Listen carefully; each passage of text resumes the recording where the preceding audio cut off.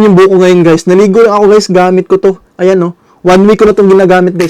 Idol, kung madalas ka nagkakaroon ng dandruff or balakubak at napapansin mo, dumadami na ang hair fall mo at numinipis na rin ang buhok mo. Idol, ito nga pala ang hair growth shampoo with biotin and DHT blocker. Yes, idol. Si biotin at si DHT blocker is nakakatulong para ma-stimulate yung ating mga hair follicles para mabawasan yung pagnipis ng ating mga buhok at tumutulong para may tumubong mga bagong buhok. It also helps in removing excess oil and dandruff while keeping the scalp fresh and balanced. And guys, this is made from natural ingredients.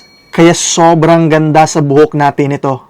Dati kasi guys, yung buhok ko talaga is talagang napaka-dry ng buhok ko. Tingnan yung buhok ko ngayon guys. Naligo lang ako guys, gamit ko to. Ayan no. 1 week ko na itong ginagamit guys. Yung buhok ko kasi dati talagang yung hair fall ko pagising ko sa umaga, ang dami kong buhok sa unan. At yung buhok ko dati guys, yung dry na dry tingnan. Alam mo yung frizzy, tapos alam mo yung hindi healthy tingnan. Pero ngayon guys, tingnan yung buhok ko ngayon.